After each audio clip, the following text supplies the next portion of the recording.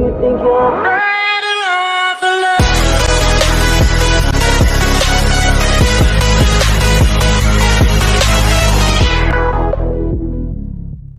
Selam film ve dizi severler.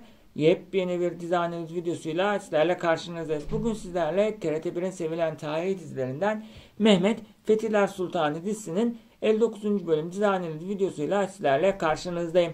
Bakalım 59. bölümde neler olacak? Bakalım 59. bölümde bizleri neler bekliyor? Bunlar üzerine sizlerle konuşacağız. Videoma geçmeden önce bana destek için videomu izleyip videoma like veya dislike atıp yorum atar.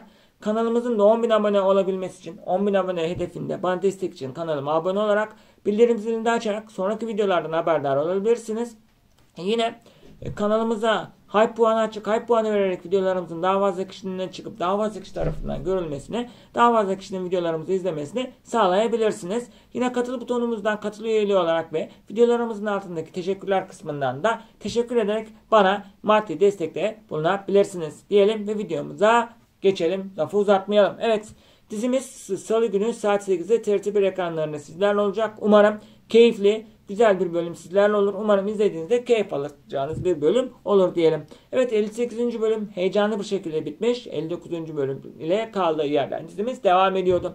59. bölümde sefer hazırlıkları var. Seferler başlıyor. Heyecanın üstlerde olduğu, heyecanın dorukta olduğu bir bölüm bizlerle olacak. Dizimizde İshak Paşa Bizanslara ayarı veriyor. Ayaklarını denk alması gerektiğini, sonlarının yaklaştığını söylüyor.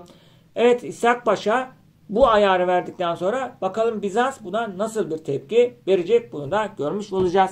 Yine Fatih Sultan Mehmet Kızıl Elma ile aralarında hiçbir sorun kalmadığını söylemektedir. Kızıl Elma ile aralarındaki bütün engellerin kalktığını söylemektedir.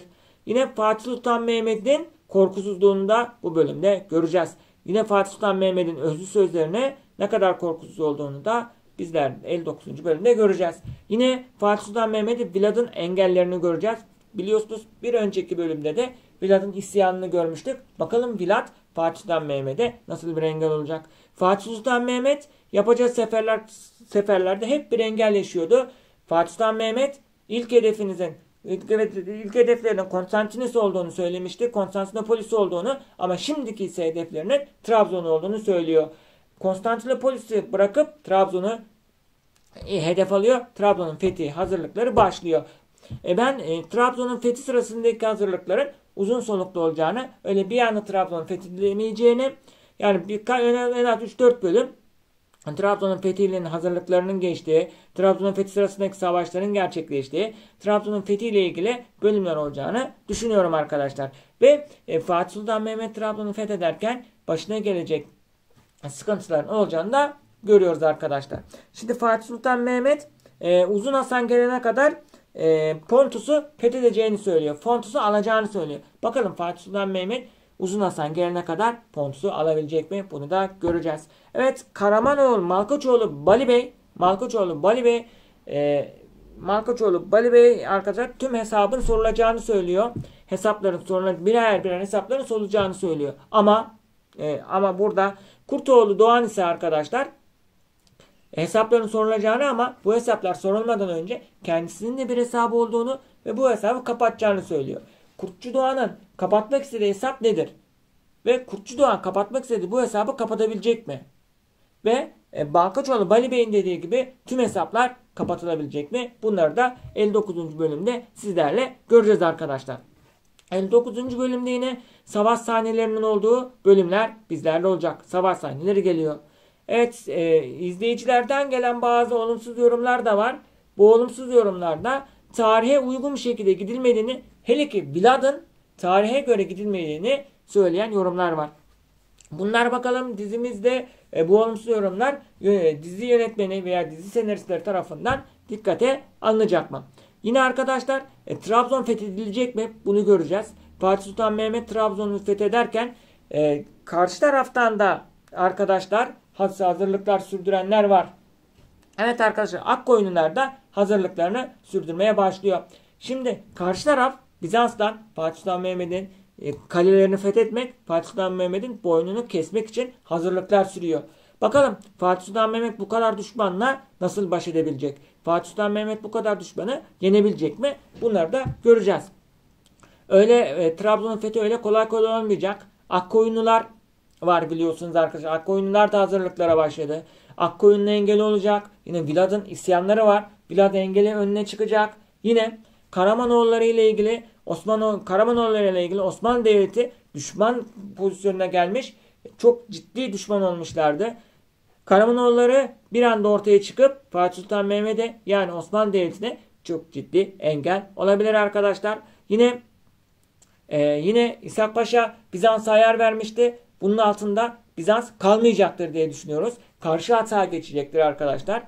Uzun Hasan gelene kadar Pontus'u alacağını söyleyen Fatih Sultan Mehmet, Uzun Hasan gelebilecek mi? Bunu da göreceğiz. Belki bu ilerleyen bölümlerde Uzun Hasan gelirken belki saldırıya uğrayacak. Bunları da görebiliriz ve Fatih Sultan Mehmet Uzun Hasan'ın da intikamını almak isteyebilir arkadaşlar. Burada savaş hazırlıklarını göreceğiz. Hem savaş hazırlıklarında askeri mühimmat anlamındaki savaş hazırlıkları, gıda yönündeki savaş hazırlıklarının yapıldığı bölümlerde bizlerle olabilir. Bakalım Fatih Sultan Mehmet istediği seferleri gerçekleştirebilecek mi? Gerçekleştirirken istediği askeri mühimmatı da bulabilecek mi? Bunları da dizimizde göreceğiz arkadaşlar. Yoğun bir diziye gelen ilgi var ama ilgi gelirken de bazı olumsuz yorumlar var. Tarihe uygun şekilde gitmediği yönündeki bu yorumları bakalım dizi ne kadar çok dikkate alacak, bunları da görmüş olacağız. Şimdi bu fetih süreleri uzatılmalı ki dizi bir an önce bitmesin. Çünkü dizi artık sona doğru geliyor ve izleyiciler tarafından da yorumlara bakıldığında dizi bitecek mi, final mi yapacak, ne kadar sürecek, bunları bekliyorlar. Vilad ne zaman ölecek? Çünkü izleyiciler Vilad'ı çok beğeniyor. İzleyiciler Vilad'ın oyununu çok beğeniyor. Rolünü çok beğeniyor. Ölmesini istemiyor. Ama Vilad daha önceki videolarımızda da söylemiştik. Sezon sonunda Vilad ölecek demiştik. Bakalım Vilad ne zaman ölecek? Çünkü Vilad her bölümde Fatih Sultan Mehmet'e bir engel oluyor. Bu bölümde de eminim Fatih Sultan Mehmet'in Trabzon seferi sırasında çok büyük ciddi sıkıntı olup önüne engel çıkartacağını düşünüyorum arkadaşlar. Sizler ne düşünüyorsunuz? Mehmet Fethiler Sultanı 59. bölümde neler olacağını düşünüyorsanız sizce bu bölümde neler olabilir? Görüş ve düşüncelerinizi yorumlara yazabilirsiniz. Arkadaşlar Kurtçu Doğan istediği hesabı görebilecek mi? Fatih Sultan Mehmet Uzun Hasan gelene kadar Pontus'u alabilecek mi? Yine Fatih Sultan Mehmet Trabzon'u fethetmek istiyor. Trabzon'u fethedebilecek mi? Ve Fatih Sultan Mehmet Trabzon seferinde ne gibi engeller karşısına çıkacak? Bunların hepsini yeni bölümde sizlerle göreceğiz. Evet arkadaşlar, bir videonun daha sonuna gelmiş bulunmaktayız. Bana destek için kanalıma abone olup videoma like veya dislike atıp yorum atar. Bildirim zilini de açarsanız sevinirim. Bir sonraki videoda görüşmek üzere. Allah'a emanet olun.